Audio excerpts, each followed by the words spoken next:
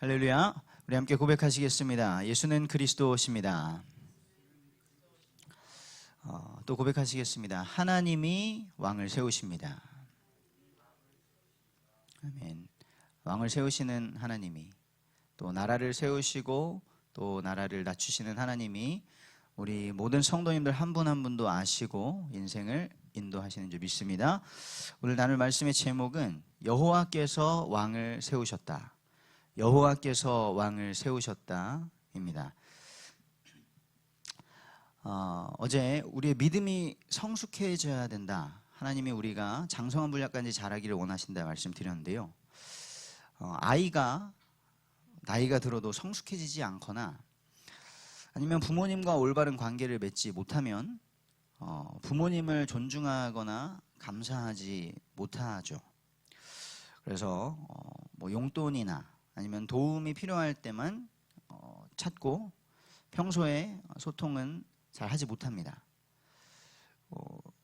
제가 요거 어제 저녁에 메시지 준비했는데 자녀들이 몇 분 나오셨네요. 할렐루야. 여름 성경학교를 위한 기도로 하나님이 팀을 보내주신 것 같습니다. 이렇게 아이의 삶이 성숙해지지 않고 부모님과 올바른 관계에 있지 않으면 부모님께 감사하기는커녕 심지어 이런 말도 나오죠. 왜 나를 낳았느냐? 부모님 때문에 내 인생이 망쳤다. 내 친구 부모님이 낫다. 뭐 여러 가지 그런 어쩌면 마음에 있지 않은 말들이 막 나오기도 합니다.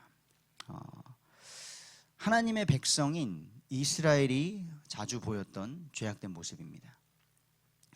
하나님을 왕으로 인정하지 않고 하나님께서 베푸신 구원을 잊어버리고 감사하지 않았던 모습. 또 예수님을 믿고 우리가 하나님의 자녀가 되었죠. 하나님이 우리 아버지신데요. 우리가 때때로 보이는 죄악된 모습입니다. 그래서 오늘 말씀을 통해서 하나님과의 올바른 관계가 회복되시기를 간절히 기도합니다. 첫째입니다. 너희가 구한 왕, 너희가 택한 왕을 보라. 사무엘이 백성들에게 말합니다.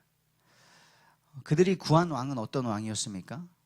그들이 택한 왕은 어떤 왕이었습니까? 그들이 필요할 때 도와줄 왕이었습니다.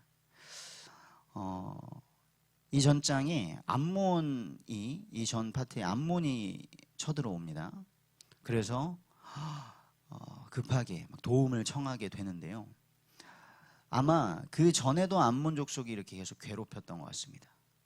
그래서 그때마다 좀 도움이 필요했고 그 두려움을 해결해 줄 수 있는 그리고 그런 어려움 자체가 좀 생기지 않게 해줄 그런 왕.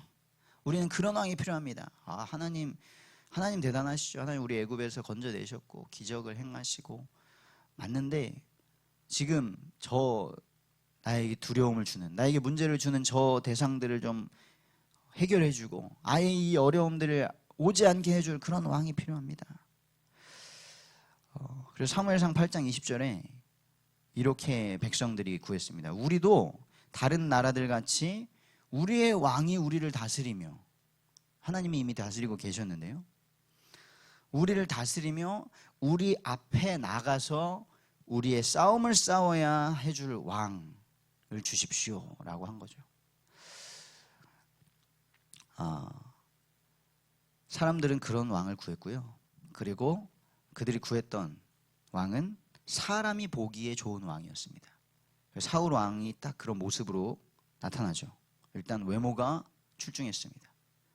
키가 이스라엘 자손 중에 그보다 더 준수한 자가 없고, 생긴 것도 준수한 자가 없고, 키는 모든 백성보다 어깨 위만큼 더 크더라. 정말 그냥 달라요.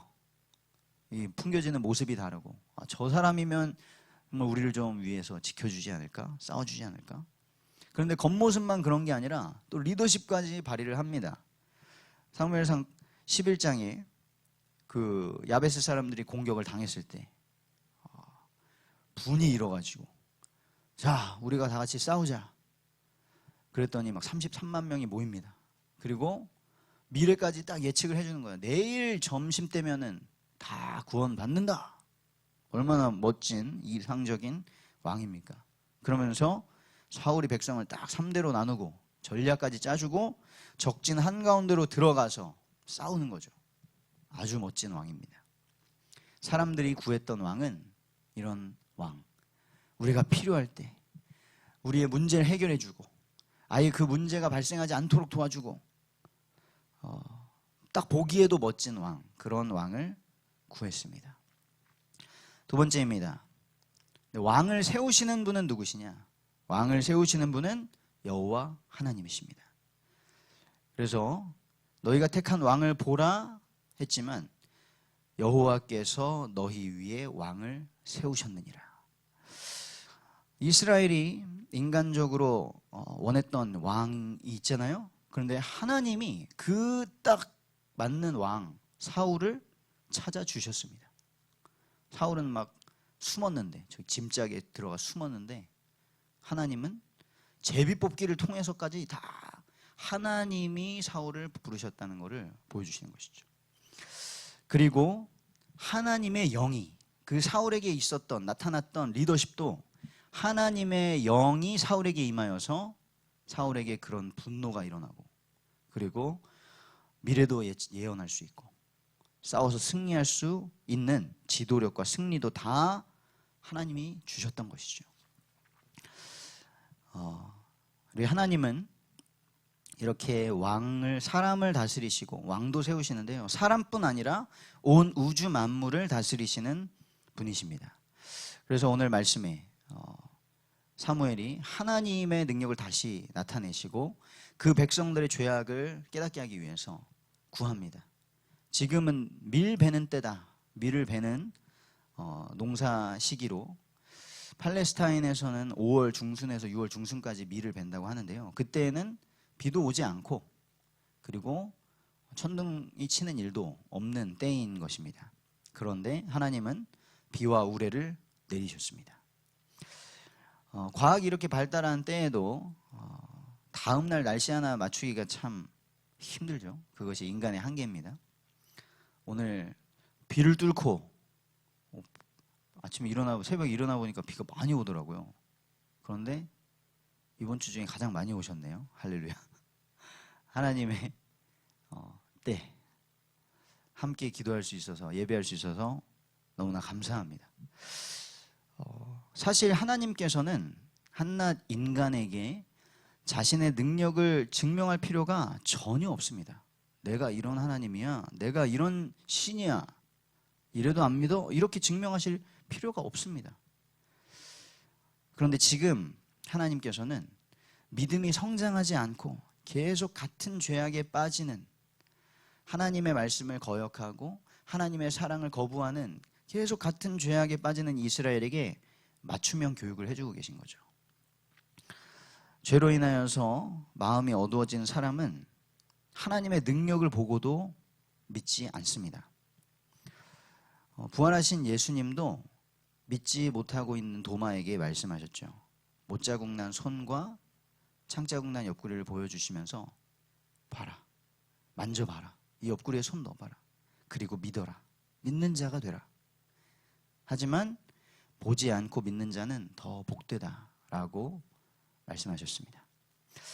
참 왕은 왕을 세우시고 천지 만물을 다스리시는 분은 여호와 하나님인 줄 믿습니다. 세 번째입니다. 사람이 경외할 참된 왕은 여호와 하나님이십니다.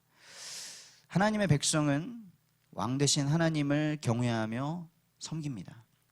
그게 하나님의 백성된 자의 도리죠. 그리고 하나님의 백성은 하나님의 목소리를 듣고 그 명령을 따릅니다. 그래서 오늘 말씀에 사무엘이 말하죠. 너희가 만일 여호와를 경외하여 그를 섬기며 그의 목소리를 듣고 여호와의 명령을 거역하지 아니하면, 지금 사울 왕이 세워졌는데 너희들이 정말 경외하고 명령을 따라야 될 분은 여호와 하나님이시다라는 것이죠. 그리고 그 왕도, 너희를 다스릴 그 왕도 여호와 하나님을 따르면 그게 좋은 건데, 그게 맞는 건데, 근데 만약에 그렇지 않으면 어떻게 된다고요? 하나님께서 너희 조상들을 치셨던 것처럼 너희를 치실 것이다 라는 것이죠. 우리가 하나님의 말씀을 거역할 때 하나님은 우리를 치십니다. 왜죠? 자기의 백성을, 자기의 자녀를 옳은 길로 돌아오기를 원하시기 때문입니다. 우리는 하나님을 거역하는 죄와 피 흘리기까지, 진짜 우리의 목숨을 다하기까지 싸워야 합니다. 히브리서 12장 4절의 말씀입니다. 왜냐? 하나님과의 관계보다 더 중요한 것은 없기 때문입니다. 우리의 모든 문제는, 이전에는 딱 그렇게 말했잖아요. 모든 드러난 문제는 영적인 문제이다. 그 말은 결국에 무슨 말입니까? 영이신 하나님과 영적인 존재인 우리의 관계가 잘못되었기 때문에 모든 문제가 왔다는 것을 그냥 간단하게 말을 했던 거죠. 영적인 문제다, 이게 모든 문제가 사단이 가져다주는 문제다, 이게 아니라 우리가 하나님과의 관계가 죄로 인하여서 망가지니까 그 결과로 하나님의 복을 받지 못하고 하나님의 진노 가운데 있게 되고 사망 가운데 있게 되고 그리고 마귀 권세에 버려지게 되는 것이죠. 하나님께서 자기의 백성을 징계하시는 것은 사랑하시기 때문입니다. 히브리서 12장 6절에 주께서 그 사랑하시는 자를 징계하시고 그가 받아들이시는 아들마다, 하나님이 받아들이시는 아들마다 채찍질을 하신다라고 하십니다. 징계가 없다면, 잘못된 길을 가는데 그 어떤 교정도 없다면 그것은 친아들이 아니라 사생자라고 말씀하십니다. 안타깝게도 이스라엘 백성은 하나님께서 이방 나라들을 사용하셔서 또 여러 가지 기적들과 고통들을 사용하셔서 징계하시면 백성들은 두려워합니다. 두려워해요. 하지만 그때뿐이죠. 저는 아직 제 자녀를 혼낼 만큼 지금 소통이 안 되는 상태라 모르지만 저도 어렸을 때 혼났던 기억들이 있습니다. 매도 맞았던 기억이 있고요. 부모님이 지갑에 손댔다가 예배에 올바르게 참여하지 않았다가 혼났던 기억이 있는데 지금 돌아보면 그때 혼내셨던 이유가 이해가 되는 거죠. 하지만 어렸을 때 뭘 몰랐을 때는 그냥 그 혼나는 게 빨리 끝나야 되니까, 맞는 게 너무 아프니까 막 잘못했어요 두려워하는 그런 모습, 그리고 또다시 하나님을 대적하는 죄를 반복했습니다. 하나님과의 올바른 관계가 형성되지 않은 것입니다. 천지 만물을 다스리시며 우리의 영혼까지 멸하실 수 있는 여호와 하나님을 두려워하시길 바랍니다. 그리고 독생자의 생명으로, 독생자 예수 그리스도의 생명으로 우리의 죄값을 치르시고 우리를 자녀 삼아 주신 하나님을 사랑하시기 바랍니다. 결론입니다. 이스라엘은 두려움과 그런 인간적인 욕망 때문에 왕을 구했죠. 그들이 원하는 왕. 하지만 참된 왕은 오직 여호와 하나님이셨습니다. 하나님은 그들의 요구를 허락하셨죠. 그렇지만 그분의 능력과 주권을 나타내셔서 하나님이 왕이심을 분명히 나타내셨습니다. 그래서 사울 왕과 나중에 다윗과 대조가 되는 것은, 다윗은 왕이 되어서도 시편에 뭐라고 고백하냐, 나의 왕이신 여호와여, 내가 주를 사랑하나이다 고백을 하는 것이죠.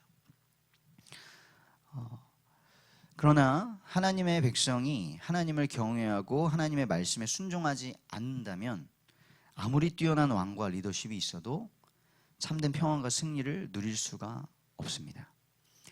우리의 왕은 세상의 조건과 기준이 아니라 전능하시고 그리고 사랑으로 우리를 다스리시는 여호와 하나님이신 줄 믿습니다. 오늘 이 말씀 가지고 한번 적용해 보길 원합니다. 나는 문제와 두려움 앞에서 무엇을 하는가? 문제와 두려움 앞에서 사람이나 세상의 방법을 찾는 옛 습관을 버리고 먼저 하나님을 찾고 구하시기를 바랍니다. 그리고 나는 문제와 두려움이 해결되면, 그럼 내가 어려워하는 그 문제와 두려움이 해결되면 어떻게 하는가? 하나님을 자랑하시기 바랍니다. 그 문제를 다스리시고 그 문제를 해결하실 수도 있는 하나님의 때를 위하여서 그 모든 것을 허락하신 하나님을 자랑하시기를 바랍니다. 하나님이 주시는 승리와 성공 속에서도 우리는 하나님의 음성에 귀를 기울이며 계속해서 순종하는 훈련이 필요합니다. 우리는 훈련이 되지 않으면요, 잘 되면 흥분해서 하나님을 잊어버리고, 힘들면 힘들어서 그 문제에 빠져서 하나님을 잊어버리게 됩니다. 혹시 하나님께서 우리 성도님들을 징계하신다면 그것은 나를 버리신 것이 아는 것이구나, 하나님께서 나를 버리시지 않으셨구나, 그 사실에 감사해야 합니다. 그리고 승리도 어려움도 하나님의 구원과 회복의 때를 위해서 허락하신 것을 믿게 되시기를 바랍니다. 오늘 왕 되신 하나님과 올바른 관계가 회복되는 복된 날 되시기를 주님의 이름으로 축복합니다.